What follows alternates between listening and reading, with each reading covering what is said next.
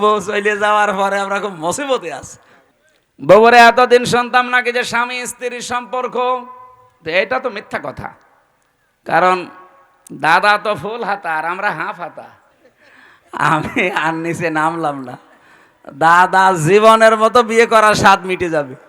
আর দাদা যদি মুসলমানই না দেয়, ও মুসলমান না হয়, ওর সাথে বিয়ে দেওয়া যায় যাচ্ছে। আর দাদা তো জীবনে যদি এখন মুসলমানি দেওয়া লাগে, এই বুড়ো বয়সে আপনি হাসাম পাবেন কোথায়? এখন বুড়ো হাসাম লাগবে না?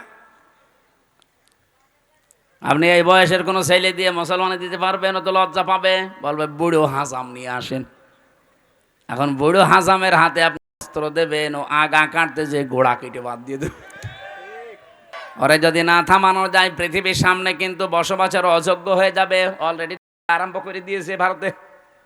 আরে ভাই, ওখানেই থাকবে না, দেখেন 10 দিন পরে ঢুকলো বলে বাংলাদেশে। কারণ আশপাশের কোনো রাষ্ট্র এখন নিরাপদ না। কোন রাষ্ট্রের সাথে এই কোলাঙ্গারদের সম্পর্ক ভালো নেই। ওদের সম্পর্ক ভালো আছে মালদ্বীপের সাথে। যে কয়েকদিন আগে আমার এই হোসাইন মালদ্বীপ শ্রীলঙ্কা ঘুরে আসলো সব। মালদ্বীপের সাথে ওদের সম্পর্ক ভালো নেই, শ্রীলঙ্কার সাথে ভালো নেই, ভুটানের সাথে ভালো নেই, পাকিস্তানের সাথে তো নেই, আফগানিস্তানের সাথেও ভালো নেই, মায়ানমারের সাথে ভালো নেই। আমাদের সাথে ভালো ছিল, বোবো ছিল, বোবো নেই, ভালো নেই। বউ চলে যাওয়ার পরে আমরা খুব মুসিবতে আছি। একজন বলছে ঠিক।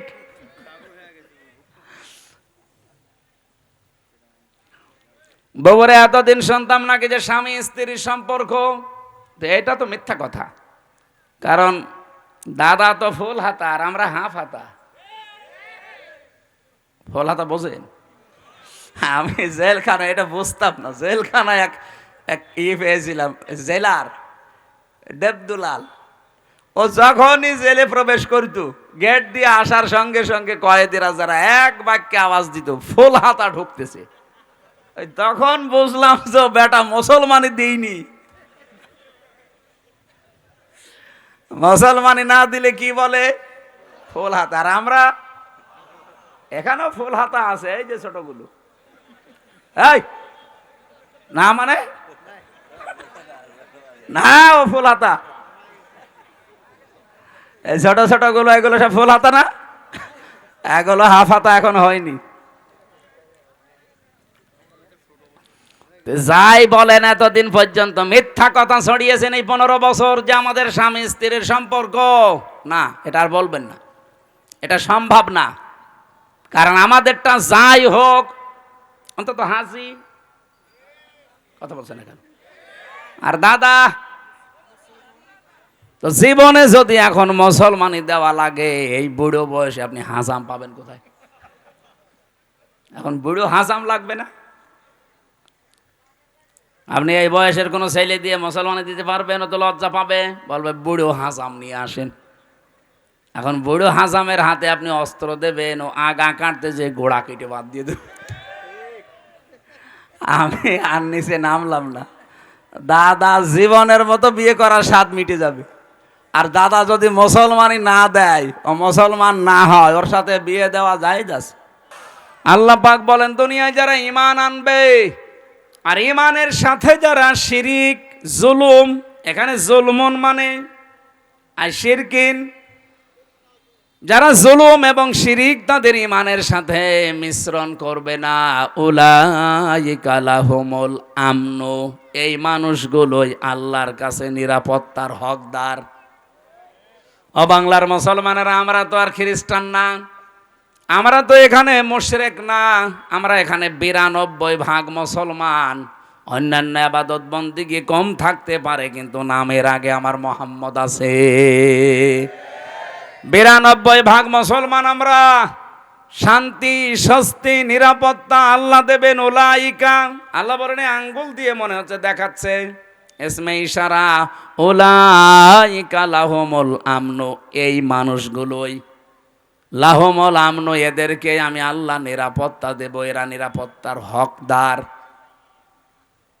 যদি তারা ঈমান আনার পরে ঈমানের সাথে শিরিক আর জুলুম মিশ্রণ না করে, বাংলাদেশে ইমানদার যারা দাবি করতাম তাদের সাথে শিরিক আছে না নেই, জুলুম আছে না নেই? বলেন বলেন, শিরিক কি জুলুম কি, এই দুইটা যদি আপনি পরিষ্কার হয়ে যান তাহলে ওই দুইটা থেকে নিজেকে মাহফুজ রাখবেন, হেফাজত করবেন। আল্লাহর কসম, দুনিয়ায় কেউ পাশে না থাক, হেফাজত করার দায়িত্ব নিয়ে নেবে কে? এক কথায় বলছি, শিরিক কি? আল্লাহ যেটা পারে ওইটা অন্য কেউ পারে, এই বিশ্বাস করার নাম শিরিক। এক কথা বলছেন এখন, আল্লাহ যেটা পারে ওইটা অন্য কেউ, আরো জোরে বলেন। কেউ যদি এ বিশ্বাস করে থাকেন আপনি শিরিক করছেন, আর শিরিক করলে আপনি আর মানুষ নেই, মুশরিক। আর মুশরিক যারা, তাদের জন্য আল্লাহর শাস্তি হচ্ছে ইন্নাহু মাইয়ুশরিক বিল্লাহ ফাকাদ হারামাল্লাহু আলাইহিল জান্নাহ ওয়া মাওয়াহুন নার ওয়া মা লিয-যালিমিনা মিন আনসার। সূরা মায়েদা 6 নম্বর পারা 19 নম্বর পৃষ্ঠার 12 নম্বর লাইনে আয়াতটি আছে, কোন মানুষ যদি পৃথিবীতে শিরিক করে, 1 নম্বর শাস্তি, আল্লাহ তাকে জান্নাত হারাম করে দিয়েছে, আর জাহান্নাম তার জন্য আশ্রয় স্থল। বলেন নাউজুবিল্লাহ। আজকে থেকে সিদ্ধান্ত নিয়ে ফেলেন, আল্লাহ যেটা পারে ওটা অন্য কেউ দুনিয়ায় পারে? আরো জোরে বলেন, না পারে না। আমি আজকে একটা শিরিক পেয়েছি, যে বাড়িতে ছিলাম উনি ওই বিশ্বাসে বলেছে কিনা আমি জানি না, কিন্তু এই বিশ্বাস যদি থাকে আপনি আজকেই পাল্টাবেন। যে আমরা পেছনে বসে আছি, ওনার 2টা ছেলে আছে, আর একটা ছেলে নাকি স্ত্রীর পেটে, ওইটাও সানো করে দেখেছে ছেলে হবে। পানি নিয়ে এসে বলছে, হুজুর এমন পানি পড়বেন যেন মেয়ে হয়। মনে হচ্ছে আমি ডাউনলোড করে দেব। অনেক জ্ঞানী মানুষ, হয়তো এই লাইনের মানুষ না, জেনারেল শিক্ষিত মানুষ, এরকম বহু মানুষকে আমরা এটা পাই, যে মানুষগুলোর বিশ্বাস আল্লাহ যেটা পারে দুনিয়ায় অন্য কেউ এটা পারে। আমার উপরে বিশ্বাস করেছে যে পানি এমন ভাবে পড়বেন যেন এবার আর ছেলে না হয় মেয়ে হয়। পানি পড়া, আপেল পড়া দিয়ে যদি ছেলেকে মেয়ে বানিয়ে দিতে পারতাম, তা আমার ম্যাডামের কি হইতো? এটা তো একটা বললাম, এবার আর একটা বলছি, নাকি বলবো না? কোরআনে কারিমে যে বিধান আল্লাহ দিয়েছেন এ পৃথিবী চালানোর জন্যে, দুনিয়ার মানুষ যদি কেউ নবীকে জিজ্ঞাসা করতো ওই সময়, ইয়াকুলুনা হাল্লানা মিনাল আমরি মিন শাইইন কুল ইন্নাল আমরা কুল্লাহু লিল্লাহ। আল্লাহ পাক এটা সূরা আলে ইমরানে আছে, 4 নাম্বার পারা 9 নাম্বার পৃষ্ঠার 3 নাম্বার লাইনের 154 নাম্বার আয়াতের মাঝের অংশে পাবেন। এটা তাফসিরে ফি জিলালিল কোরআনে সাইয়্যিদ কুতুব এভাবে লিখেছেন। এই ছেলে, ওঠাউঠি করেন কেন? বসেন বসেন, ওখানে বসিয়ে দেন।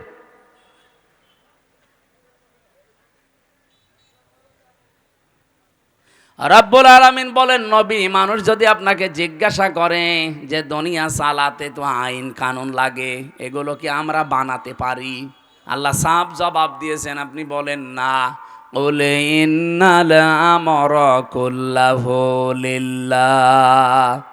আইন শুধুমাত্র বানাতে পারে কে? আরো জোরে বলেন। আল্লাহর দেওয়া আইনের পাশাপাশি কেউ যদি আইন বানায়, সে শিরিক করছে। কি কথা বলেন? আপনি 318 পৃষ্ঠার এই বইটা পড়েন, এই যে নারী কমিশন বানিয়েছে, যেটা পুরাটা পড়ে দেখেছি আমি। এখানে আমার দৃষ্টিতে প্রত্যেকটা পয়েন্টে তারা ভুল করেছে, আর অধিকাংশগুলো আল্লাহর কোরআনের আয়াতের বিরুদ্ধে লিখেছে। ওরা 3 নাম্বার পয়েন্টে এটা লিখেছে যে দেহ আমার, সিদ্ধান্ত আমার, এটা কোরআনের আয়াতের বিরুদ্ধে। সূরা আরাফ এটা 8 নাম্বার পারা 16 নাম্বার পৃষ্ঠার 12 নাম্বার লাইনের 54 নাম্বার আয়াতে আছে, মাঝের অংশে পাবেন আলা লাহুল খালকু ওয়াল আমরু। আল্লাহ বলেন, এ পৃথিবী বানিয়েছি আমি, সিদ্ধান্ত দেবে কে? আর ওরা বলছে দেহ আমার, সিদ্ধান্ত আমার। আরে ভাই, দেহ আপনার মানে? আমার এই যে 33 বছর বয়স, 34 বছর আগে আমির হামজা নামে কোনো অস্তিত্ব ছিল? আসতে বলেন। হালাতা আলাল ইনসান হাইনুম মিনাদ দাহরি লাম ইয়াকুন শাইয়াম মাযকুরা। মানুষের জীবনে কি এমন সময় যায়নি যখন সে উল্লেখ করার মতো কিছু ছিল না? আমি তো 34 বছর আগে আমার বাবার বিয়ে হয়েছে, 35 বছর আগে, 34 বছর আগে অন্তত আমি দুনিয়ায় উল্লেখ করার মতো হামজা ছিলাম না। তে দেহ আমার হয় কি করে? এখন যদি বলেন না আমার মা বাবার, কে বলেছে আপনার মা বাবার? বিজ্ঞানের কাছে জিজ্ঞাসা করছে যে দেহটা কে বানিয়েছে? বিজ্ঞান বলছে বাবার স্ফলিঙ্গ দিয়ে দ্রুত গতিতে যে পানিটা বের হয়ে যায়, এইটা দিয়ে কমপক্ষে 4টা জিনিস তৈরি হয়। যদিও বিজ্ঞান তথ্য দিয়েছে, এটা খ্রিস্টান বিজ্ঞানী, এই খ্রিস্টান জানাচ্ছে যে 4টা জিনিস কমপক্ষে মায়ের ভেতরে 40 দিন 40 দিন 40 দিন যখন পাল্টাতে থাকে, এনা পাক পানিটা দিয়ে আল্লাহ 4টা জিনিস বানায়। ওরা তো আর আল্লাহ বলে স্বীকার করে না, বলে গড। কি বলে? আমি এটা পেয়েছিলাম তামিলনাড়ু এক খ্রিস্টান ডাক্তারের কাছে। উনি বলছিল কম্পিউটারের ভেতরে ওই যে ভ্যালোর, চেন্নাই নিয়ে গিয়েছিলাম আমার ছোট মেয়েটাকে, ওই সময় তো বড় মেয়ে, ওইটাই ছোট ছিল, একটাই ছিল। বলছিল রক্ত, গোশত, চর্বি আর চামড়া, মায়ের রেহেমের ভেতরে যে নাপাক পানিটার থলি আছে, ফিকরার মাকিন বলা হয় যেটাকে, ওখানে একটা সুরক্ষিত জায়গা, একটা নাপাক পানি আছে। ওই পানির ভেতরে এই পানি যে মিশ হয়, ওটা দিয়ে আল্লাহ আরো 4টা জিনিস বানায়, চুল, রগ, হাড় আর পর্দা। 4 4 8টা জিনিস যখন এক হয়, তখন মাটির নির্যাস থেকে যে আমরা বলি যে আল্লাহ মানুষ বানিয়েছে কি দিয়ে? না না, সরাসরি মাটি দিয়ে বানিয়েছে আদমকে। আর আমাদেরকে আল্লাহ মাটি দিয়ে বানাননি, তামাম পৃথিবীর সব মানুষকে আল্লাহ বানিয়েছে মাটির নির্যাস দিয়ে। এখন যদি এখানে জিজ্ঞাসা করা হয় খালি আলেমরা বাদ দিয়ে, আমার মনে হয় অধিকাংশ মানুষ বলতেই পারবে না যে মাটি বানিয়েছে কি দিয়ে? মশলা দিয়ে।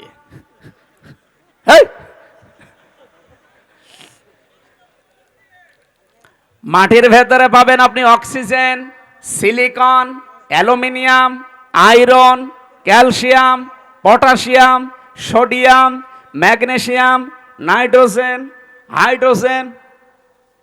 ওদিকে 4 4 8টার মাটির উপাদান থেকে যদি 10টা হয়, 8 আর 10 কয়টা হয়? বলেন বলেন। আপনি এখানে এইটা না ভিড়িয়ে যদি কম্পিউটার দিতেন অথবা ল্যাপটপ সেট করেন, আমি আপনাকে এখন হাতে কলমে দেখাতে পারবো যে মানুষের 3.5 হাত বডি বানাতে 18টা জিনিসে হবে না, কমপক্ষে 23টা জিনিস লাগবে। সূরা আলে ইমরানের 6 নম্বর আয়াতে এই তথ্যগুলো পাবেন। ওয়াল্লাযী ইউসাউবিরুকুম ফিল আরহামি কাইফা ইয়াশা লা ইলাহা ইল্লা হুয়াল আজিজুল হাকীম। বলেন আল্লাহু আকবার। তিনি সে আল্লাহ যিনি মায়ের রেহেমের ভেতরে তোমাদের আকৃতি তৈরি করেন। আকৃতি তৈরি করতে কমপক্ষে 5টা জিনিস তো লাগবেই। এই তথ্যটা এবার পাবেন সূরা নাহলে 14 নম্বর পারা, 14 নম্বর পৃষ্ঠা, 13 নম্বর লাইনের 78 নম্বর আয়াতের মাঝে আছে। وَجَعَلَ لَكُمُ السَّمْعَ وَالْأَبْصَارَ وَالْأَفْئِدَةَ ইলা আখিরি আয়া। আল্লাহ পাক বলেন শ্রবণ শক্তি, দর্শন শক্তি, বাক শক্তি, আকেল শক্তি, ঘ্রাণ শক্তি, এগুলো আমি আল্লাহ আমার রব নামের কারণে দিয়েছি।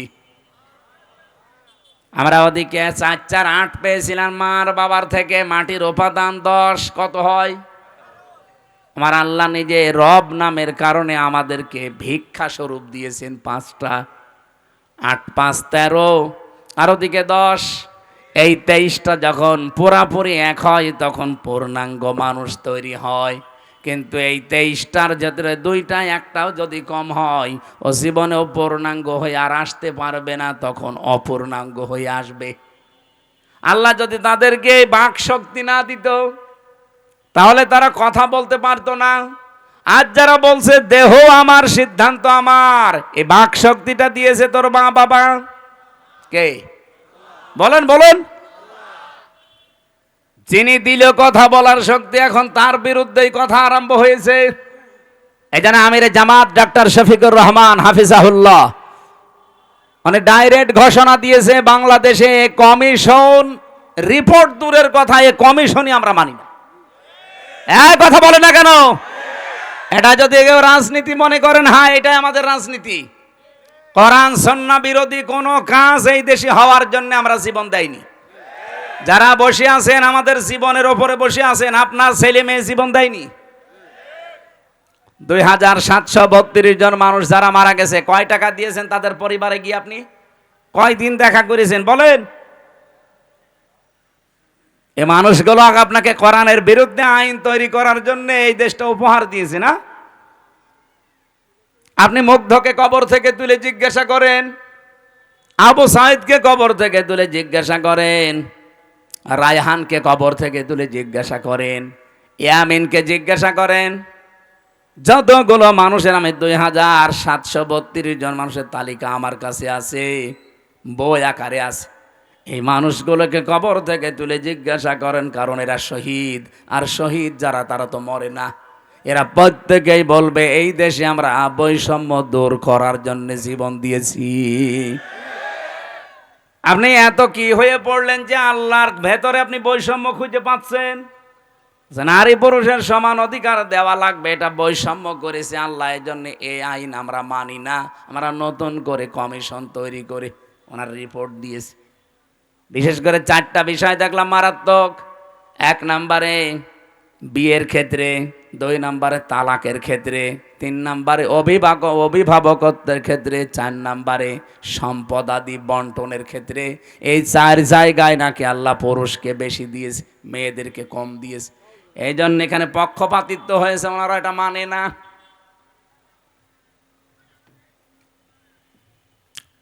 আমরা স্পষ্ট ভাষায় তাফসীর মাহফিলে রেকর্ড হয়, তামাম দুনিয়া যাচ্ছে, সবাইকে আহ্বান জানাচ্ছি, আগস্টের 5 তারিখ কিন্তু শেষ হয়ে যায়নি। হ্যাঁ, কথা বলেন না কেন? রিপোর্ট দেওয়া দূরের কথায় কমিশনই যেহেতু মানি না, যদি মানতে বাধ্য করেন কিন্তু 36শে জুলাই আবার এদেশে আসবে। আর যদি আবার 36শে জুলাই এদেশে আসে, এত বড় পাওয়ারফুল মানুষ যখন থাকতে পারে নাই, তাদের শিকড় কোন জায়গা থেকে কোন জায়গা ছিল আপনারা তো নিজেরাও জানেন। কি ইউনিয়নের একেবারে ইউনিয়নের চৌকিদার থেকে শুরু করে সংসদ ভবন পর্যন্ত প্রত্যেক জায়গায় স্তরে স্তরে লোক সেট করা ছিল, তারপরও তারা টিকতে পারে না এই বৈষম্যের কারণে। এখন যদি আল্লাহ রাসূলের বিরুদ্ধে অবস্থান নিয়ে বেশি সফিগিরি দেখাতে চান না, আপনারা টিকতে পারবেন কয়দিন? এদেশে এখন আর দল বেদল নেই। কে আওয়ামী লীগ করে, কে জাতীয় পার্টি করে, কে বিএনপি করে, জামাত ইসলাম করে, ওইটা বাদ। এখন আমরা দেখি আল্লাহর কোরআনে হাত দিয়েছে। কথা বলেন, প্রকাশ্য হাত দিয়েছে। কি আশ্চর্য, মানুষ এত সাহস দেখায় কি করি? এখনো পর্যন্ত পিটিয়ে মেরে ফেলেনি, তো ভাগ্য ভালো। আপনি কি এটাকে ইন্ডিয়া পেয়েছেন? এখানে নামাজ হয়তো কম পড়তে পারে, রোজা না রাখতে পারে, তা আল্লাহ একজন আছে, রাসূল আমাদের নেতা। এ বিষয়ে আপনি যারে জিজ্ঞাসা করবেন, ওই যে যেটার ফুল হাতা ও বলবে। আবার লজ্জা পাচ্ছে। আপনার লজ্জা কিসে? অতটুকু মানুষ না, আমি হাসির ছলে বলি নাই, বাস্তবতা এইটা আমরা সতর্ক করে দিলাম। এরপরেও যদি কেউ মানতে না চান, নিজের কপালে নিজে আগুন লাগাবেন। যে যখন চেয়ারে থাকে সে তখন গিয়ারে থাকে। চেয়ার পেয়েছেন তো গিয়ারে আছেন, টের পাচ্ছেন না কিছু। 92% মুসলমান যদি আবার 36শে জুলাই তৈরি করা লাগে, কোরআন কায়েম করেই ছাড়বে ইনশাল্লাহ। যেহেতু আমরা নিরাপত্তা চাই, আমাদের প্রতিবেশীর কাছে আমরা স্বস্তি শান্তিতে নিরাপত্তায় নেই। আমাদের নিরাপত্তা শুধুমাত্র দিতে পারে চীন। কে? বলেন বলেন। আল্লাহ বলেন নিরাপত্তা দিতে পারি, আগে নিজের ইমানকে শিরিক মুক্ত করো। এই জন্য বলছিলাম আমার দেহ সিদ্ধান্ত আমার, এটা শিরিক। কারণ দেহ আমার না, সিদ্ধান্ত আমার না। আলালাহুল খালকু আল আমরু, দেহ কার? পড়াটাই আল্লাহ বানিয়েছে। আমার মা বাবা শুধু বিছানায় ছিল, তাছাড়া তাদের কোনো দায়িত্ব নেই। বাকিটা যা করার কে করেছে? এই জন্য উনি যেহেতু বানিয়েছে, সিদ্ধান্ত ওনার হবে, আর এইটাই বাস্তবসম্মত। আর আপনি বলবেন দেহ আমার, সিদ্ধান্ত আমার, এটা আপনার বাস্তবতার বাইরে। সুতরাং আগামী থেকে আমরা এ কমিশনই যেহেতু মানি না, ও নিয়ে আর কথা বলতে চাই না। এরপরও যদি কেউ বাধ্য করেন, এদেশের রাজপথ এখনো কিন্তু শেষ হয়ে যায়নি।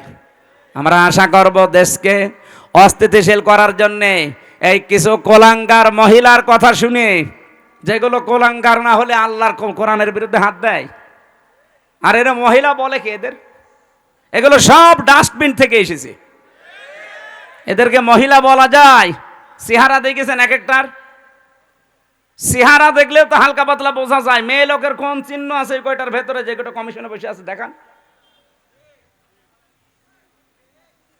সূরা কলমের 13 নম্বর আয়াতের তাফসিরে পড়েছি, যারা কোরআনের বিরুদ্ধে অবস্থান নাই, ওয়াতুল্লিম বাদা যালিকা জানিম, এগুলো যার সন্তান।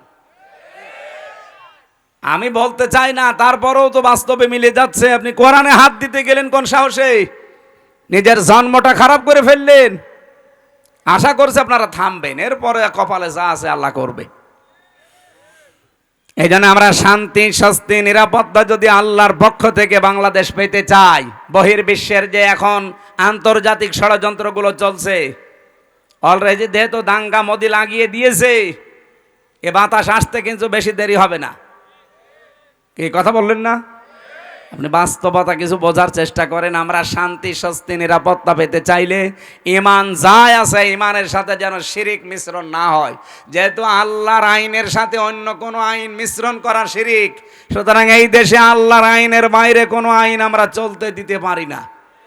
তাহলে দেশটা নিরাপত্তাহীন হয়ে যাবে। আমরা চাই দুনিয়া যার, আইনও চলবে।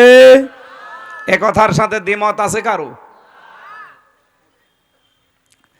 আবার ভাইরা, নামাজ যদি আপনার কমও থাকে, রোজা আপনার কম হয়েছে, পর্দা পশিদা কম হয়েছে, কিন্তু ইমানটা যদি সত্যিই আপনি পরিষ্কার রাখতে পারেন, আকীদা যদি আপনার বিশুদ্ধ হতে পারে, অল্প কিছু করলে আপনাকে আমার আল্লাহ নাজাত দিয়ে দেবেন।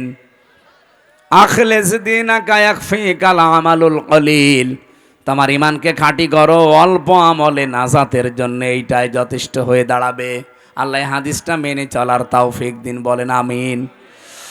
ও বাংলার মুসলমানেরা, যে হাদিস পড়ে ব্যাখ্যা করছিলাম, যে জিনিস আমার না, ওটা যদি জোর করে আমি নিজের আয়ত্তে রেখে দেই, আমি ওই দিন থেকে নবীর উম্মত আর। সুতরাং আগস্টের 5 তারিখের পরে কাউ যদি এই কাজ করে থাকেন, কারো চরিত্র যদি এরকম সমস্যা থাকে, আগে ওটা ফেরত দিয়ে দেন। এটাকে আমি ইনাকে বললাম, আপনাকে বললাম, যে করেছেন তারে বলেছি। যারাই করেছেন এগুলো আপনি নিজে তো জানেন, কার্ডটা কি দখল করেছেন সেটা ফেরত দিয়ে দেন। হ্যাঁ, যদি আপনার জিনিস এতদিন দখল হয়ে যায়, ওটা যদি আপনি ফেরত পেয়ে থাকেন, আপনার অসুবিধা নেই। কথা বোঝা গেছে? আপনারই ছিল, ওটা হাতছাড়া হয়ে গিয়েছিল, দখল করে নিয়েছিল, এখন ওটা আবার ফেরত পেয়েছেন, আপনি এই হাদিসের আওতা মুক্ত থাকবেন। ওয়ালিয়াতাবাওয়া মাকআদাহু মিনান নার, সে যেন জাহান্নামে নিজের একটা স্থান তৈরি করে নিল। বলেন নাউজুবিল্লাহ। আল্লাহ আমাদের হেফাজত করুন। সূরা মুনাফিকের 4 একটা মাত্র আয়াত পড়েছি। আমাদের আজকের আলোচনার বিষয় ভণ্ড বিশ্বাসী। বাংলাদেশে নেই? আছে মানে? নবীজি ইন্তেকালের আগে কিন্তু কথা জানিয়েছেন যে ভণ্ড বিশ্বাসী, যেটা আরবিতে বলা হয় মুনাফিক, বাংলায় কি বলে? কপটতা, ভণ্ড বিশ্বাসী, লোক দেখানো, এই মানুষগুলো পৃথিবীতে কোনো ইহুদির ভেতরে তৈরি হবে না, খ্রিস্টানের ভেতরে হবে না, মুশরিকদের ভেতরে মুনাফিক তৈরি হবে না। মুনাফিক যদি তৈরি হয় দুনিয়ায়, শুধুমাত্র তৈরি হবে মুসলমানদের ভেতরে। যেহেতু আমরা এদেশে এখন 92%, এজন্য মুসলমানদের ভেতরে মুনাফিক তৈরি হওয়ার সম্ভাবনা বেশি। আমি আবার মুনাফিক হয়ে গেলাম না তো? আল্লাহ পাক বলেন ওয়াইদা রাআইতাহুম তুজিবুকা আজসামুহুম ওয়া ইয়াকুলু তাসমা'ু লিকাউলিহিম কাআন্নাহুম খুশুবুম মুসান্নাদা। হে নবী, আপনি যখন মুনাফিকদেরকে দেখবেন, যেহেতু মুনাফিকের এই জাতটা অন্তরের সাথে সম্পৃক্ত, দেখলে আপনি নিজে পর্যন্ত আশ্চর্য হয়ে যাবেন যে এ কি গো, এটা আমার চাইতেও বড় বুজুর্গ।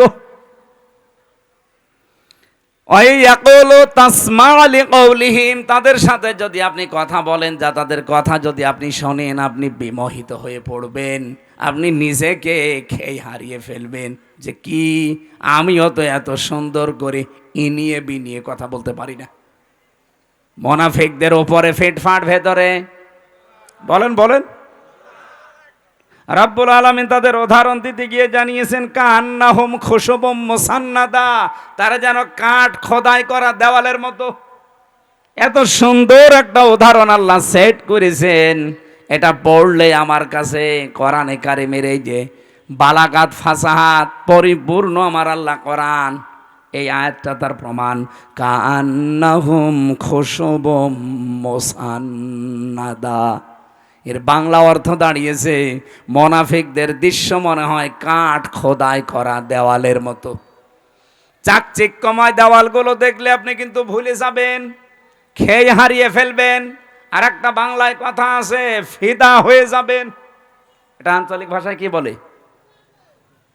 এটা কিছু দেখলে ফিদা হয়ে যায়। আমি আঞ্চলিক ভাষাটা এলাকা জানি না, এই জন্য বলতে পারছি না। এটা বাংলায় লেখা পেয়েছি, ফিদা হয়ে যাবেন আপনি। কার্যকারিতা, কারুকার্যতা দেখলে মানুষ নিজেকে হারিয়ে ফেলেছে, এ কি গো, শিল্প এত সুন্দর হতে পারে। আল্লাহ পাক বলেন ইয়াহসাবুনা কুল্লা সাইহাতিন আলাইহিম, মুনাফিকরা ধারণা করে উচ্চ কথা বললেই মনে হয় তাদের কোনো কিছু ফাঁস হয়ে যাবে। হুমুল আদব্য, তাদেরকে শত্রু হিসাবে চিহ্নিত করে রাখবেন। আমি কোন কয়েকটা বলছি। ফাহাজারহুম, তাদের থেকে সতর্ক থাকবেন। ক্বাতালাহুমুল্লাহ, এইটা বিশ্বাস করে রাখবেন যে আল্লাহ নিজে তাদেরকে হত্যা করবে, শাস্তি দেবে, কতল করবে। আন্না ইউফাকুন, কোথায় তারা ফিরে যাচ্ছে, এটা বাংলা অর্থ ছিল। এবার এই যে তিনটা শব্দের ভেতরে গুরুত্বপূর্ণ শব্দ হচ্ছে ইয়াহসাবুনা, তারা ধারণা করে, মনে করে। কুল্লা সাইহাতিন আলাইহিম, উচ্চ কোনো কথা বললেই মনে হয় তাদের চরিত্র ফাঁস হয়ে যাবে। যেহেতু মুনাফিক এটা নিকৃষ্ট আল্লাহর কাছে, রসুলের কাছে এত নিকৃষ্ট, কোরআনে আল্লাহ উদাহরণ দিতে গিয়ে জানিয়েছেন মুনাফিক জাহান্নামে যাবে কাফেরদেরও নিচে। বলেন তো আবু জেহেল মুনাফিক না কাফের? ফেরাউন, বলেন বলেন। তাহলে ফেরাউনকে আল্লাহ যদি জাহান্নামে দেয়, আবু জেহেলকে যদি জাহান্নামে দেয়, মুনাফিক যারা আমরা, যারা মুসলমানদের ভেতরে এখন সেগুলো বলবো চারটা, এই চারটা বিষয় যদি কারো ভেতরে থাকে, ও আবু জেহেলেরও নিচে থাকবে। নওগাঁবাসী থাকতে চান আবু জেহেলের নিচে জাহান্নামে? বলেন বলেন। এক নম্বরে কোন হাদিসে আমি সালাসা পেয়েছি, কোন হাদিসে আরবা পেয়েছি। আয়াতুল মুনাফিক আরবা আছে, সালাসা আছে। ইজা হাদ্দাসা কাযাবা, কথা বললেই মুনাফিকরা মিথ্যা কথা বলে। দুনিয়ার কথা বলুক আর ধর্মের কথা বলুক, কথা বললেই মিথ্যা কথা বলে। এরকম আলেম দেশে নেই। এই যে আমার ভণ্ড তাহেরি ভাই, কথা বললেই ও হাদিস কোরআনের নাম দিয়ে বলুক আর জেনারেল কথা বলুক, কথা বললেই মিথ্যা কথা বলে। কারণ যেগুলো বানিয়েছে সব মিথ্যা। আপনি আলেমদের জিজ্ঞাসা করেন, আলী বাবা, শালি বাবা, কেল্লা বাবা, ফতে বাবা, কোন জিকির আছে? তাহলে সব বানিয়েছে। কথা বললেই মিথ্যা কথা তুলে আনে। এমন এমন শান তৈরি করেছে আল্লাহর ওলিদের নাম নিয়ে। এ পৃথিবীতে সবচাইতে দামি মানুষ হচ্ছে নবীরা। কথা বলেন না কেন? নবীদের পরে সবচাইতে দামি মানুষ সাহাবীরা। বলেন বলেন। আপনি নবীদের জীবনী পড়েন। আমি 25 জন নবীর জীবনী পেয়েছি কোরআনে ডাইরেক্ট, আর 2 জন নবীর নাম পেয়েছি ইনডাইরেক্ট। এই 27 জনের পুরা জীবনী আমি পড়ে দেখেছি তাফসিরে তাবারি থেকে। পোড়াটা পড়ে কোনোদিন আমি পাইনি। ও যেমন জিকির বানিয়েছে কোন নবী এই শাহ আলী বাবা, কেল্লা বাবা, ফতে বাবা বলে জিকির করেছি। তাহলে পোড়াটা মিথ্যা, এটা কি আর ব্যাখ্যা করা লাগবে? সাহাবীদের জীবনী পড়েন, হেকায়েতে সাহাবা সহ যত সাহাবীর জীবন আমি নিজে পড়েছি, একটা দুইটা না, বিশ্ববিদ্যালয়ে থাকাকালীন বহু সাহাবীর জীবন আমার ছিল। পোড়াটা পড়ে কোনো দিন আমি পাইনি একদিনের জন্য কোনো সাহাবী ইয়া রাসূলুল্লাহ ইয়া রাসূলুল্লাহ এই জিকির করেছে। অথচ ওরা নাম দিয়েছে আহলে সুন্নাত ওয়াল জামাত, ওদের নাম দেওয়া দরকার আহলে বেদাত ওয়াল জামাত। সুন্নাতের কোনো বালাই ওদের ভেতরে নেই, খালি পাগড়ি মাথায় দিয়ে জব্বা গায়ে দিলে আর বাবড়ি চুল রাখলে সুন্নত হয়। যা যা করছেন সবগুলো মিথ্যার উপরে। কথা বললে যারা মিথ্যা কথা বলেন, ধর্মের কথা বলেন আর জেনারেল কথা বলেন, কথা বললেই জীবনে মিথ্যা ছাড়া কিছুই পাওয়া যাচ্ছে না। অথচ নবীজি বলেন এই পৃথিবীতে সমস্ত পাপের মা হচ্ছে মিথ্যা। বাইরের দেশগুলোতে আমি যে দেখেছি, ওরা শুধু আজ দাঁড়িয়ে গেছে এই মিথ্যাটা না থাকার কারণে। মালয়েশিয়া তো মুসলমান দেশ, তারা 2004 সাল থেকে আজ দাঁড়িয়ে গেছে, আর আমরা 54 বছরও দাঁড়াতে পারি না। আমি মালয়েশিয়া বিশ্ববিদ্যালয় পোড়াটা যখন ঘুরছিলাম, 120টা দেশের ছেলেমেয়েরা ওখানে আছে। আমারে বিভিন্ন দেশের ছেলে মেয়েদের সাথে আমার পরিচয় হওয়ার পরে ওরা আমারে বলছে, হুজুর এই যে মোবাইলটা, এই রাজশাহী বিশ্ববিদ্যালয় দেখেছেন না, এর চাইতে কমপক্ষে 20 ডবল বড় হবে মালয়েশিয়া বিশ্ববিদ্যালয়। বলছে এই যে মোবাইলটা যদি এখানে পড়ে থাকে, সারা দিন সারা রাত যদি এর পাশ দিয়ে শুধু বাংলাদেশ আর ভারত আর পাকিস্তান এই 3টা দেশের লোক যদি এই রাস্তা দিয়ে না যায়, এই মোবাইল সারা দিন সারা রাত পড়ে থাকবে, কেউ নেবে না। তো বাংলাদেশের লোক আর ভারতের লোক যদি পাশ দিয়ে যায়, ও গায়েব হয়ে যাবে। শুনে কেমন লাগে বলেন তো, যে আমার কথা দিয়ে পাশ দিচ্ছে। ওরা আজ দাঁড়িয়ে গেছে শুধু এইটার কারণে। ওরা সত্যের উপরে যতটুকু আছে তারপরেও তো 100 ভাগ নেই। আমার যতটুকু দেখা, এই 10 দিন আমি ছিলাম, এর আগে একবার গিয়েছিলাম, পড়াটা অবজার্ভ করে আমি যতটুকু পেয়েছি, ওই মানুষগুলো আজ দাঁড়িয়ে যাওয়ার পেছনে হচ্ছে মিথ্যা থেকে ওরা দূরে। মিথ্যা বলতে চায় না, ধোঁকাবাজি করবে, মানে খাদ্যে ভেজাল দেবে, ঔষধ মিশাবে, ফরমালিন দেবে, যদি ধরা পড়ে কোনো বিচার লাগবে না, হিসাবও নেই, সঙ্গে সঙ্গে মেরে ফেলবে। এরকম বাংলাদেশে যে রাজশাহীর বাগমারান একটা ছেলে আছে, আমাদের বিশ্ববিদ্যালয় কুষ্টিয়ার বড় ভাই আব্দুল জব্বার মন্ডল, উনি যতটুকু ক্ষমতা পেয়েছিলেন ম্যাজিস্ট্রেট হিসাবে, যা আরম্ভ করেছিলেন, যদি পেছনে ব্যাকআপ থাকতো আর ওইভাবে যদি বাংলাদেশে 100 জন আব্দুল জব্বার তৈরি হইতো, কেউ খাদ্যে ভেজাল দেওয়ার সাহস দেখাতো না।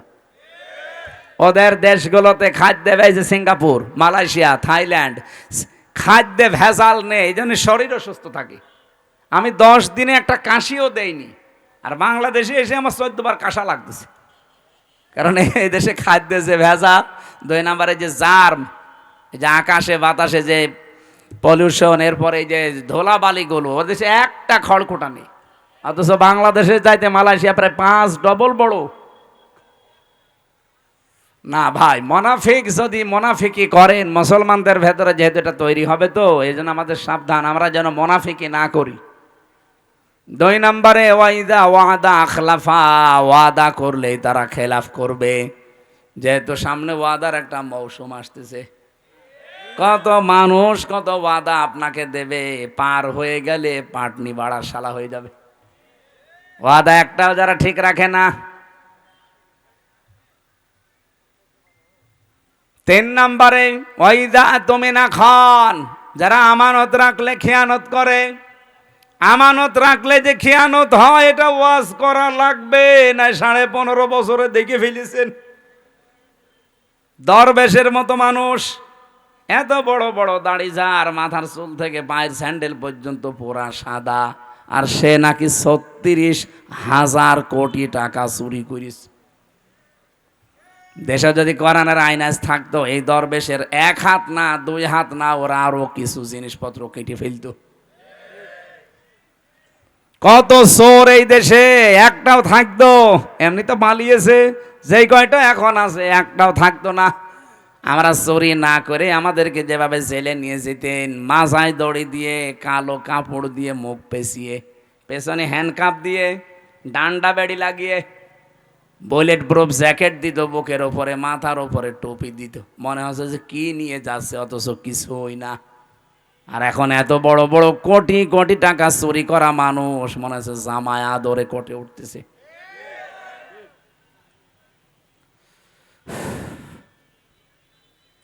এই চোরগুলো যা করেছে, ওদের সাথে যারা মিশত এই মানুষগুলো এখন আশ্চর্য। কে সেদিন একজন কাজ ছিল, এনবিআর এর চেয়ারম্যান মনে হয়, যদি এত টাকা মানুষ পাচার করতে পারে, এগুলো সব রাষ্ট্রীয় সম্পদ ছিল না? বলেন বলেন। হযরত ওমর বলেন, একবার আমি রাষ্ট্রের হিসাব করছিলাম, মোমবাতি ধরিয়ে অথবা শলাকার উপরে জয়তুনের তেল লাগিয়ে আমি একটা হিসাব করলাম। হঠাৎ করে দেখি রাতের বেলা দেশের প্রধান বিচারপতি হযরতে আলী আমার বাড়িতে আসার পরে সালাম দিয়ে জিজ্ঞাসা করলাম, প্রধান বিচারপতি, আপনি কি এসেছেন রাষ্ট্রের কোনো কাজ না নিজের কোনো কাজ নিয়ে? হযরতে আলী বলে, খলিফা, আমি এসেছি আমার পারিবারিক একটা সমস্যা নিয়ে। হযরত ওমর সঙ্গে সঙ্গে বাতিটা লিভিয়ে দিলেন। হযরতে আলীর মন খারাপ হয়ে গেল, কি গো, আমি দেশের প্রধান বিচারপতি, আমি এসেছি দেশের প্রধানমন্ত্রীর কাছে, আমারে দেখলে তো আরো আলোক সজ্জা বেশি করবে। আর একটা জয়তুনের তেল দিয়ে লম্ফ জ্বালানো ছিল বাতি, ওইটাও দিল লিভিয়ে, এখন তো অন্ধকার হয়ে গেল, আমি কি বলতে যে কি বলবো। হযরত ওমর ডাক দিয়ে বলে, প্রধান বিচারপতি আলী, মন খারাপ করবেন না, আমি আপনাকে আগেই জিজ্ঞাসা করেছি আপনি কি এসেছেন আপনার ব্যক্তিগত কাজে না পারিবারিক কাজে না রাষ্ট্রীয় কাজে? আপনি নিজেই বলছেন না আমি পারিবারিক কাজে এসেছি। আমি যে হিসাব করছিলাম এটা রাষ্ট্রের তেল পুড়িয়ে রাষ্ট্রের জনগণের হিসাব। তা আপনি আসলেন আপনার পারিবারিক ব্যক্তিগত জীবনের সমস্যা নিয়ে, জনগণের তেল পুড়িয়ে আমি কাজ করি। এ সময় আপনার সাথে কথা বললে জনগণের আমানতের সাথে খেয়ানত হবে। হযরতে আলী বলেন, এই দিন থেকে ওমরের প্রতি রাগ না মহব্বত যা ছিল, ভালোবাসা, এগুলো আরো আল্লাহ বৃদ্ধি করে দিয়েছে। দেশের 1628 জন মানুষ যদি এভাবে আমরা তৈরি করতে পারতাম, আজ বাংলার মুসলমানেরা সুযোগ আল্লাহ সব সময় দেয় না, 54 বছর পর একটা সুযোগ অলরেডি দিয়েছে। এবার যদি হাতছাড়া হয়ে আবারও চোর ডাকাত আবার এসে যায়, 100 বছরে এই সুযোগ আর পাবেন না। আমি বলছি না আপনি এই লোকটাকে দেন, এই লোকটাকে দেন না, আপনি এমন মানুষকে আপনার রায়, আপনার সিদ্ধান্ত, আপনার ভোট, আপনার আমানতটা দেবেন যে লোকটা পেলে আল্লাহর কাজ করবে, রাসূলুল্লাহর কাজ করবে, মানবতার কাজ করবে। আর যদি না নিজেই মারিং কাটিং এর উস্তাদ হয়, আপনার নিজের কপালে নিজে কোড়াল লাগাবেন না। সূরা হুদের 98 নাম্বার আয়াতটা বাড়িতে আজকে পড়বেন। ইয়াকদুমু কওমাহু ইয়াউমাল কিয়ামাতি ফাআওরাদাহুমুন নার ওয়া বিসাল ওয়িরদুল মাওরুদ। আল্লাহ পাক, এটা বাংলা অর্থ হচ্ছে, যেই দলের নেতা জাহান্নামে যাবে ওই দলের অনুসারী কর্মী সব তার সাথে জাহান্নামে যাবে। এটা আমি বানালাম। সূরা হুদ 12 নম্বর পারা 12 নম্বর পৃষ্ঠার 1 নম্বর লাইনের 98 নম্বর আয়াত। বাংলাদেশে যত তাফসীর আছে, বাংলা ইংরেজি যা পাবেন দেখেন, এইটা লেখা আছে। যদি এটা ফেরাউন সম্পর্কে আল্লাহ নাযিল করেছে, কিন্তু কোরআন তো শুধু ফেরাউনের জন্য না, তামাম দুনিয়ার জন্যে। যেই দলের নেতা জাহান্নামে যাবে ওই দলের কর্মী অনুসারী যা আছে তার পেছনে সব যাবে জাহান্নামে। আপনি এখন কোথায় যাবেন নিজেই ভাবেন। 4 নাম্বারটা যেটা বলতে চাই, এটা অনেকে আমরা বলতে চাই না, এইটাও আছে 4 নাম্বারে হাদিস, যে মুনাফিক তারা যারা কথা বললেই, কারো সাথে একটু ঝগড়া হলেই কথার আগেই গালি দেয়। এদেশে তো নেই, সেদিন আমি পাবনায় না কোন জায়গায় যেন যাবার সময় দেখি বরফ বিক্রেতা, ওই যে আইসক্রিম বিক্রি করে, দুই মহিলা মনে হয় ঝগড়ার সময় গালি দিচ্ছিল, মোবাইলে রেকর্ড করিস। এমন গালি একবারে 1 থেকে Z পর্যন্ত পুরা গালি 8-10 মিনিট রেকর্ড করে আবার বরফ বিক্রি করছে ওই মোবাইলের সাথে কিভাবে মেমোরি কার্ডে সেট করে মাইকে ছেড়ে দিয়েছে। জোরে বাবা, গালি মানুষ এইভাবে দিতে পারে? বুড়ো বুড়ো এরকম মানুষ দেখি, যুবক ছেলে যুবতী মেয়ের সামনে তার মাকে গালি দেয়। এরকম বুড়ো দেশে নেই? আপনি মানুষ? হ্যাঁ, মুরব্বী যারা আছেন নিজের স্ত্রীকে গালি দেন, কারা হাত তোলেন তো? এই এলাকায় মানে এই ওয়াজ করা ঠিক হচ্ছে না, কারণ আল্লাহর ওলি বসে আছে। না, গালি দেবেন না। সম্মানিত মা বোন যারা এসেছেন, সম্মানিত মা বোনদেরকে বলছি, এদিকে তাকান। আপনি শুধু মনে করেন যে আমি নামাজ পড়ে রোজা রেখে কালো বোরকা পরে জান্নাতে চলে যাব, না। স্বামী যাদের আছে জায়েজ কথাগুলো মেনে তাদের খুশি রাখবেন, না জায়েজ কথা মানার দরকার নেই। হযরতে খাদিজা জীবনে 1 ওয়াক্ত নামাজ পড়েননি, একটা রোজা রাখেননি, জীবনে একদিনের জন্য পর্দায় ছিলেন না, কারণ এই বিধানগুলো নাজিল হয়েছিল সব তার ইন্তেকালের পরে। অথচ আল্লাহ তাকে নিজে সালাম দিয়েছে, তাকে এই পৃথিবীতে জান্নাতে ঘর বানিয়ে সুসংবাদ পাঠিয়েছে। একটাই মাত্র কারণ, জীবনে কোনো দিন তিনি একটা দিনের জন্যে স্বামীর মনে দুঃখ দেননি। এখানে আমরা যারা স্বামী বসে আছি, একেবারে আল্লাহর দিকে তাকিয়ে বুকে হাত দিয়ে বলতে পারবেন যে জীবনে কোনো দিন আমি একদিনেও স্ত্রীর কাছ থেকে কোনো দিন দুঃখ পাইনি? দেখেন, একটা স্বামী হাত তুলতে পারল না। স্টেজে এত বড় বড় হুজুর বসে আছে, কেউ পারছে না। এক মুরব্বী হাত তুলেছে, বউ আছে, থাকতে পারে, আলহামদুলিল্লাহ। ওনার বউ যদি এরকম থেকে থাকে আলহামদুলিল্লাহ।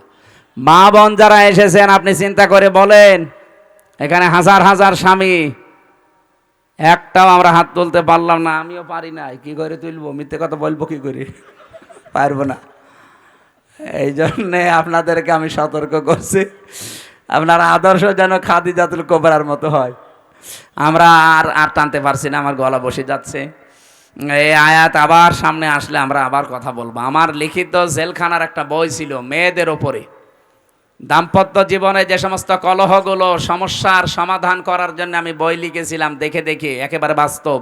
গাড়ি কোথায়? এই যে এটা গাড়ি না, এই গাড়ি থেকে মেয়েদের জন্য নিয়েছেন, কাজে লাগবে। আল্লাহুম্মা আমিন। লা হাওলা ওয়ালা কুওয়াতা ইল্লা বিল্লাহিল আলিয়্যিল আযীম। লা হাওলা ওয়ালা কুওয়াতা ইল্লা বিল্লাহিল আলিয়্যিল আযীম। মুনাফিকের যে জার্মগুলোর কথা শুনলাম, আল্লাহ আমাদের ভেতর থেকে বের করে দাও। আজকের মাহফিলের আলোচনার সওয়াবগুলো নবীজির রওজায় পৌঁছিয়ে দাও। মাটির নিচে যারা ঈমান নিয়ে ঘুমিয়ে আছে এদেরকে ক্ষমা করে দাও রব্বুল আলামিন। এই আয়োজনে যারা শরীক আছে এই মানুষগুলো তুমি মেহেরবানি করে কোরআনের ইজ্জতে কবুল করো। মা বোনদেরকে তুমি খাদিজাতুল কুবরার মতো বানিয়ে দাও। আগামীতে এই অনুষ্ঠানটা কোরআনের জন্য আরো বড় করে কবুল করে নাও। পাড়োইল আলিম মাদ্রাসা আল্লাহ কিয়ামত পর্যন্ত দিনের মার্কাজ হিসাবে কবুল করে নাও। কয়েকদিন পরে আমার একটা অনুষ্ঠান আছে, এই ভারসই, ওখানে কোরআনের কথাগুলো সঠিকভাবে তোমার বান্দা বান্দিদের সামনে বলার তৌফিক আমাকে দিও। এলাকায় মাটির নিচে কত মানুষ ঘুমিয়ে আছে, কোরআনের ইজ্জতে এদের মাফ করে দাও। মাহফিলের সভাপতি আমার বাবুল চৌধুরী ভাইকে মাফ করো। প্রধান অতিথি জনাব আব্দুর রাকিব ভাইকে মাফ করো। বিশেষ অতিথি যত মানুষ আমরা এসেছি, জীবনের গুনাহগুলো মাফ করে নেকি বানিয়ে দাও। বারাকাল্লাহু লানা ওয়া লাকুম ফিল কোরআনিল আযীম। আলহামদুলিল্লাহি রাব্বিল আলামিন। আসসালামু আলাইকুম।